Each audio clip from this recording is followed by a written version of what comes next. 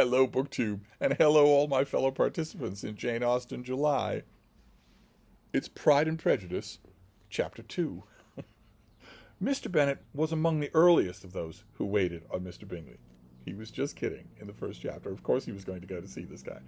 He had always intended to visit him, though to the last always assuring his wife that he should not go.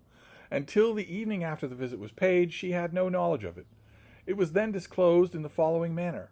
Observing his second daughter employed in trimming a hat, he suddenly addressed her with, "I hope Mr. Bingley will like it, Lizzie." We are not in a way to know what Mr. Bingley likes," said her mother resentfully, "since we are not to visit." She's still stewing. She wishes that he would go and introduce himself so that they can be on social terms. This eligible bachelor is coming into the neighborhood. "But you forget, Mamma," said Elizabeth, "that we shall meet him at the assemblies, and that Mrs. Long has promised to introduce him." "I do not believe Mrs. Long will do any such thing. She has two nieces of her own." In other words, she has women to throw at this man. She's not going to introduce rivals. "She is a selfish, hypocritical woman, and I have no opinion of her." It's often misconstrued by later readers of Jane Austen to say that Mrs. Bennet is contradicting herself, that she's a weird, blousy harridan who is contradicting herself because she is a selfish, hypocritical woman. Is Mrs. Bennet expressing an opinion of her? That is not how this was meant when it was originally written. Anyway, it's still funny. It's still a funny line because the pun is still there. "No more have I," said Mr. Bennet, "and I am glad to find that you do not depend on her serving you." Mrs. Bennet deigned not to make any reply, but, unable to contain herself, began scolding one of her daughters. "Don't keep coughing so, Kitty. For heaven's sake, have a little compassion on my nerves. You tear them to pieces." "I do not cough for my own amusement," replied Kitty fretfully. "Kitty has no discretion in her coughs," said her father. "She times them ill." "When is your next ball to be, Lizzie?" "Tomorrow. Tomorrow fortnight. In other words, in 2 weeks. 2 weeks from tomorrow." "Aye, so it is," cried her mother, "and Mrs. Long does not come back till the day before, so it will be impossible for her to introduce him, for she will not know him herself." "Then, my dear, you may have the advantage of your friend and introduce Mr. Bingley to her." "Impossible, Mr. Bennet, impossible, when I am not acquainted with him myself. How can you be so teasing?" "I honor your circumspection. A fortnight's acquaintance is certainly very little. One cannot know what a man is really like by the end of a fortnight. But if we do not venture, somebody else will, and after all, Mrs. Long and her nieces must stand their chance, and therefore, as she will think it an act of kindness if you decline the office, I will take it on myself." The girls stared at their father. Mrs. Bennet said only, "Nonsense, nonsense." "What can be the meaning of that emphatic exclamation?" cried he. "Do you consider the forms of introduction and the stress that is laid on them as nonsense?" "I cannot quite agree with you there. What say you, Mary? For you are a young lady of deep reflection, I know, and read great books, and make extracts." Poor put upon Mary Bennet. Mary wished to say something very sensible, but knew not how. The daughters sense that something's going on here. They sense that the husband is playing a game. Mrs. Bennet doesn't yet, because she's stewing in resentment, but they're sensing it. "While Mary is adjusting her ideas," he continued, "let us return to Mr. Bingley." "I am sick of Mr. Bingley," cried his wife. "I am sorry to hear that, for why did you not tell me so before? If I had known as much this morning, I certainly would not have called on him." "It is very unlucky, for as I have actually paid the visit, we cannot escape the acquaintance now."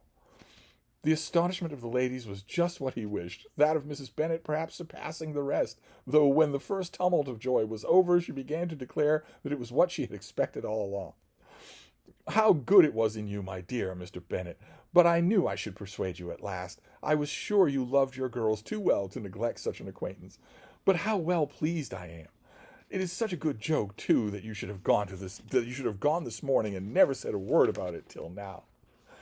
"Now, Kitty, you may cough as much as you choose," said Mr. Bennet, and as he spoke he left the room, fatigued with the raptures of his wife. "What an excellent father you have, girls," said she, when the door was shut. "I do not know how you will ever make him amends for his kindness, or me either, for that matter. At our time of life it is not so pleasant, I can tell you, to be making new acquaintances every day, but for your sakes we would do anything. Lydia, my love, though you are the youngest, I dare say Mr. Bingley will dance with you at the next ball." "Oh," said Lydia stoutly, "I'm not afraid, for though I am the youngest, I'm the tallest." The rest of the evening was spent in conjecturing how soon he would return to Mr. Bennet's visit and determining when they should ask him to dinner. Because once you've made the social acquaintance, you must return the occasion, you must go and introduce yourself, and then intercourse between the houses has been established. And that gives them a foothold over all the other claimants, the main one of whom is not going to be back in town for another 2 weeks. So another utterly charming chapter that again tells us almost nothing. Who are the Bennets? who are these daughters? Do we now have them all? Do we now know all of them by name? Who is Mr. Bennet? Was this Mr. Bingley? No, time has passed. In the last chapter, Mr. Bingley is coming down someday, soon, but next week his staff will be here. Now he's here, so time has passed. But who is Mr. Bennet to Mr. Bingley? Is Mr. Bingley honored by his visit? We don't know. We have no idea. We're plunged into the personalities rather than the particulars of the story.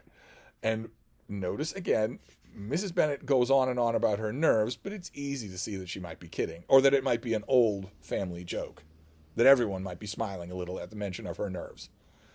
Certainly, she loves her husband for doing this, and even loves the joke. She even loves the joke that he played, where he doesn't let them know. He pulls it on a little bit further in conversation that his wife doesn't know that he's actually paid the social call she wants him to make. So despite the fact that it isn't telling us much, you can just imagine how another novelist at this time would have told this story. Good Lord.